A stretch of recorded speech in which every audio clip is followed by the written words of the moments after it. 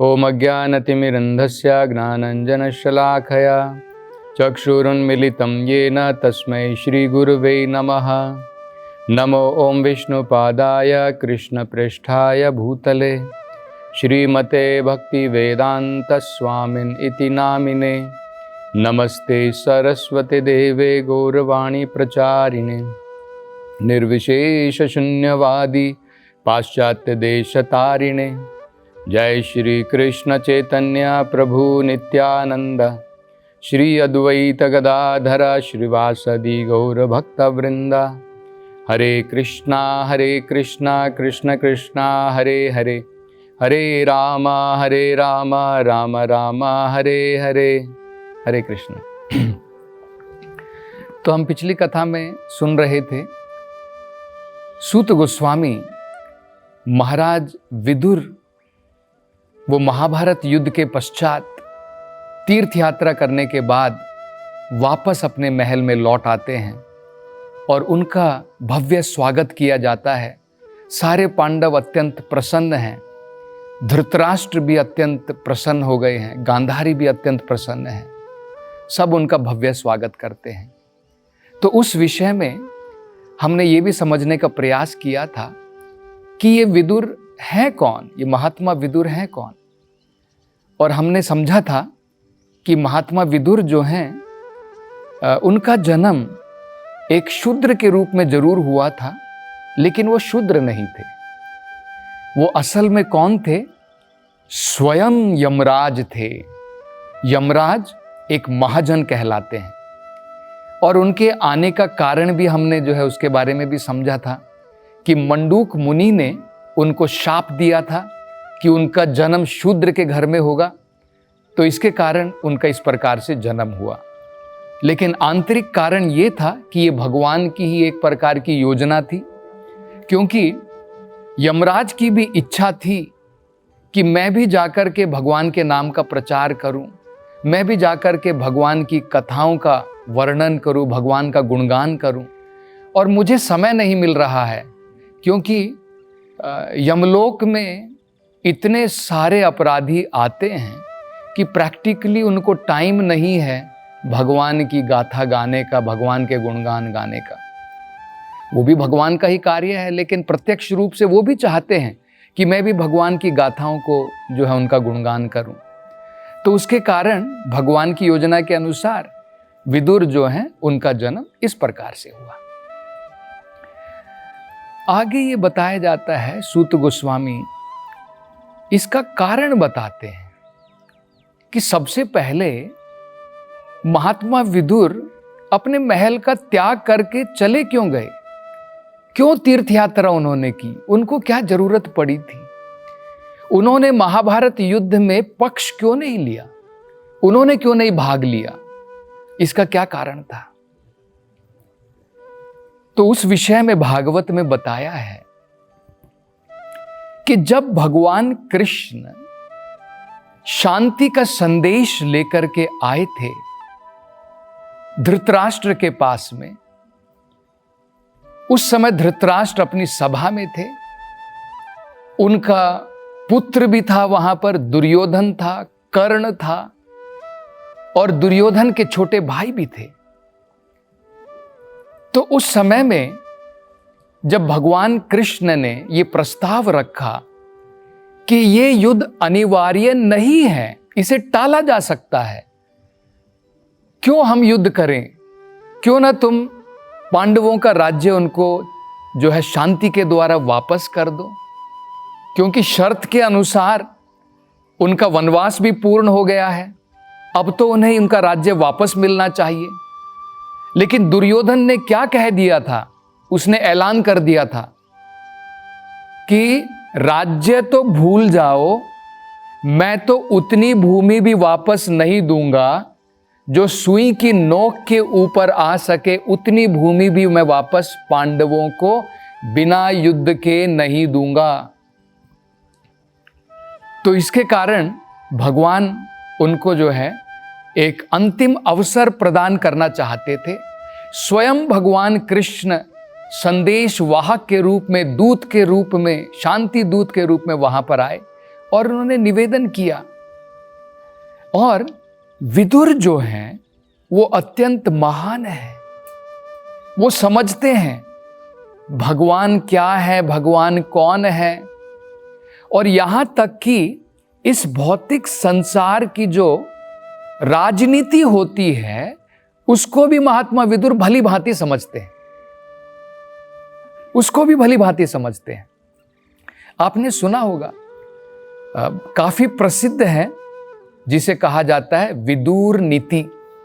जैसे आज से कुछ साल पहले भी चाणक्य पंडित थे और उनकी जो सलाहें उन्होंने जो दी हैं, उनके जो विचार उन्होंने प्रकट किए हैं राजनीति के बारे में, हमारे जीवन के बारे में, उसे क्या कहा जाता है? चाणक्य नीति। इसी प्रकार से विदुर नीति भी है।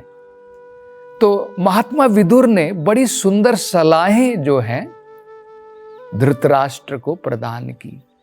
जैसे भागवत में बताया है, उन्होंने धृतराष्ट्र को असलियत से अवगत कराया।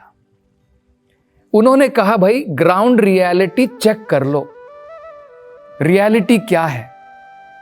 तुम कौरव हो, तुम्हारे पास में हो सकता है बड़ी सेना है, लेकिन क्या तुमने कभी सोचा है कि पांडव हो सकता है केवल 5 हैं और उनके पास में सेना भी छोटी जरूर है, लेकिन क्या तुमने सोचा है उनके पीछे प्रोत्साहन किसका है, उनके पीछे सुरक्षा किसकी है?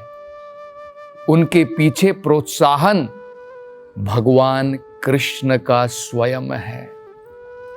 और क्या तुम भगवान कृष्ण के बारे में नहीं जानते हो? जब भगवान एक बालक मात्र थे, उन्होंने अपनी लीला में भगवान ने दिखाया कि वो कितने शक्तिशाली हैं। भगवान ने अपने बालक के रूप में ही कंस जैसे क्रूर जो है उस प्रकार के राजा का विनाश किया, शिशुपाल का विनाश किया। भगवान ने अपने छोटे बचपन में ही अनेकों असुरों का वध किया। तो ये तुम्हारे लिए बिल्कुल सही नहीं है राजनीति के अनुसार। इससे बढ़िया है तुम उनके साथ में मैत्री बनाओ, ईर्ष्या मत बनाओ, क्योंकि फायदा तुम्हारा नहीं होगा, केवल घाटा होगा। अगर युद्ध किया घाटा होगा। तो मैं सलाह देता हूं कि इस प्रकार का कार्य मत करो। जो भगवान प्रस्ताव लेकर के आए हैं उसे स्वीकार कर लो। तो ये भगवान ने एक सलाह दी विदुर महात्मा ने। अगली सलाह देते हुए वो कहते हैं, हे धृतराष्ट्र, मैं हमेशा तुम्हारी भलाई के बारे में सोचता हूं। तुम मेरे बड़े भाई हो, इसलिए मैं तुम्हारा हितैषी हूं, हमेशा तुम्हारी भलाई के बारे में सोचता हूं। मैं तुम्हें कहता हूं कि तुम्हारा पुत्र एक आंख जो बिल्कुल खराब हो चुकी है, जो केवल पीड़ा देती है, उसके बराबर है। तुम्हारा पुत्र दुर्योधन जो है वो पाप का रूप है, वो दोषों का रूप है, पाप का स्वरूप है, दोषों का स्वरूप है। इसलिए मैं तुम्हें सलाह देता हूं, जितनी जल्दी हो सके अपने पुत्र का त्याग कर दो, अन्यथा तुम्हारा विनाश निश्चित है, कौरवों का विनाश निश्चित है। तुम्हारा पुत्र उस अग्नि की भांति है जो जंगल में एक बार जल गई तो पूरे जंगल को जला करके राख कर देगी। तो इस प्रकार के बड़े सुंदर जो है संदेश महात्मा विदुर ने धृतराष्ट्र को दिए। उसी सभा में दुर्योधन जो कर्ण के द्वारा और मामा शकुनी के द्वारा जो उनकी सलाहें लेता था, जब उसने ये सुना महात्मा विदुर के मुख से तो अत्यंत क्रोधित हो गया। उसकी आंखें लाल हो गई, उसका पूरा मुंह जो है, मुख जो है सूज गया गुस्से के कारण, और उसके होठ हिल रहे थे। जब गुस्सा आता है तो हमारे होठ कांपते हैं। और क्रोध में आकर के दुर्योधन ने महात्मा विदुर जो महात्मा हैं, जो उनकी भलाई के लिए ही कार्य कर रहे थे, उनको इतने अपमानजनक शब्द कहे। उन्होंने कहा, दुर्योधन ने कहा कि इस दासी के पुत्र को यहां सभा में किसने बुलाया है? इसे तुरंत कोड़े मार के बाहर निकाल दो, केवल जान मात्र इसकी वापस छोड़ो, अन्यथा इसका अपमान करके महल से बाहर निकाल दिया जाए। तो इस प्रकार से घोर अपमान जो है दुर्योधन ने महात्मा विदुर का किया।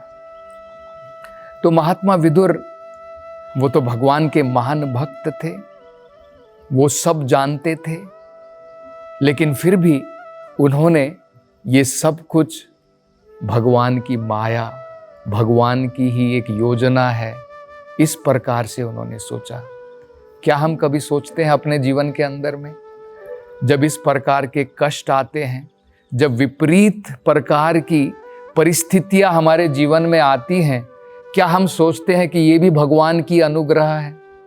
जब केवल सुख आते हैं तो हम लोग सोचते हैं कि ये भगवान की अनुग्रह है, लेकिन जब विपरीत परिस्थितियां आती है हमारे जीवन में, क्या हम महात्मा विदुर की भांति सोच पाते हैं अपने जीवन में कि ये भी भगवान की कुछ अनुग्रह है?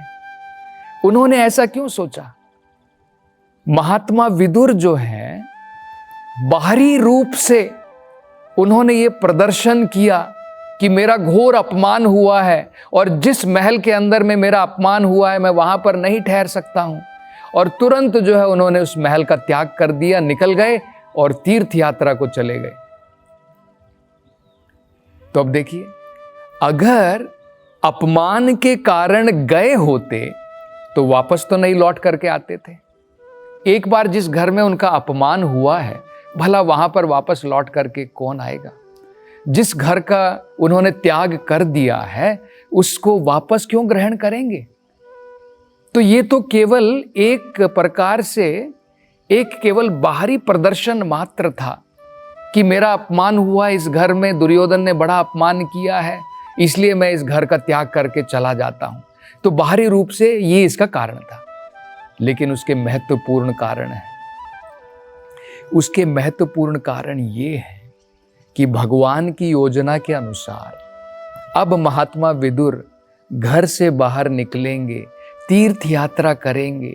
तीर्थ यात्रा करते करते भगवान की अरेंजमेंट के द्वारा उनकी जो है मुलाकात होगी, वो मिलेंगे महान संत मैत्रेय ऋषि से। और मैत्रेय ऋषि को भगवान कृष्ण ने प्रत्यक्ष रूप से डायरेक्ट इंस्ट्रक्शंस दी थी।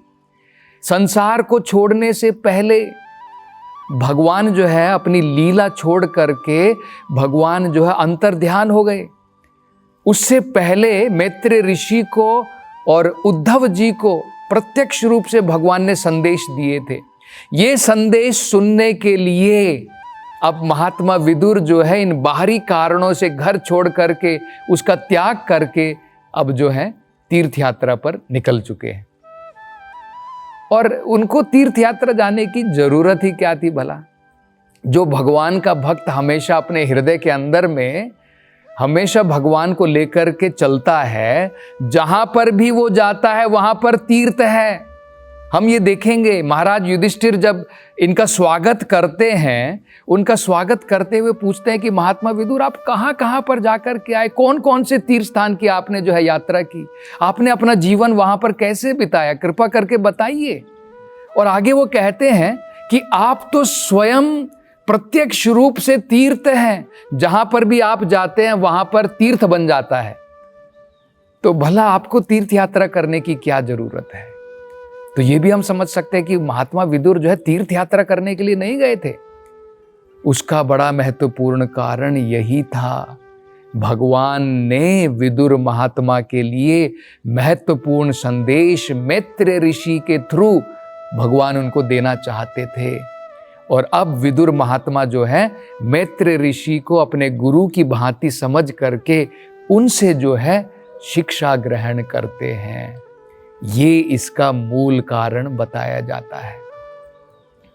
अन्यथा भगवान का भक्त जो होता है वो निंदा और कोई जो है उनका उपहास करता है भगवान के भक्त का, या फिर भगवान के भक्त का जो है कोई अगर उपहास करने की जगह में कोई वाह वाह करता, अरे तुम बड़े महान हो महान हो, भगवान का भक्त दोनों को बराबर समझता है। ना तो वो बड़ा ही खुश हो जाता है जब उनकी तारीफ होती है, जब उनके गुणगान किए जाते हैं, और जब उनका अपमान होता है भगवान का भक्त जो है पर्सनली अपने ऊपर उसे नहीं लेता है। वो समझता है कि ये व्यक्ति जो है माया के प्रभाव में, 3 गुणों के प्रभाव में इस प्रकार का कार्य कर रहा है, तो उसे दोषी भी नहीं मानता है। वो जानता है कि अपने कर्म के अनुसार उसके गुण इस प्रकार के हैं, इसलिए इस प्रकार का कार्य वो कर रहा है, इसका व्यवहार इसलिए इस प्रकार का है, तो उसे पर्सनली अपने जीवन के अंदर में वो ग्रहण नहीं करता है।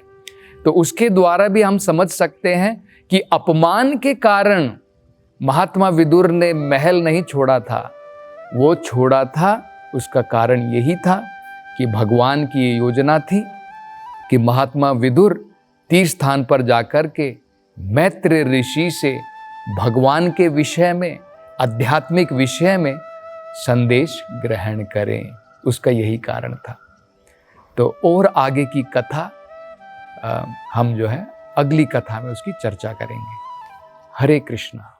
हरे कृष्ण मूवमेंट के संस्थापक आचार्य श्रील प्रभुपाद की हार्दिक इच्छा थी कि भगवान श्री कृष्ण और श्रीधाम वृंदावन की महिमा का पूरे विश्व में प्रचार हो। मथुरा वृंदावन में निर्माणाधीन गगनचुंबी वृंदावन चंद्रोदय मंदिर श्रील प्रभुपाद के इस उद्देश्य को समर्पित है। यह परियोजना वृंदावन को विश्व मानचित्र पर एक अनुपम छवि प्रदान करेगी। स्कंद पुराण में उल्लेखित है कि भगवान श्री कृष्ण के लिए एक मंदिर का निर्माण प्रारंभ करने मात्र से 7 जन्मों में किए गए पापों का नाश हो जाता है, और ऐसा करने वाला व्यक्ति नरकीय लोकों में कष्ट भोग रहे उसके पूर्वजों को मुक्त कर सकता है। अतः एक सुनहरा अवसर है भगवान श्री कृष्ण के लिए विश्व के सबसे ऊंचे मंदिर के निर्माण में सहयोग देकर सर्वोच्च पुण्य का भागीदार बने। 1 स्क्वायर फीट मंदिर निर्माण सेवा राशि 2100 रुपए मात्र। अधिक जानकारी के लिए संपर्क करें 8585850033 एवं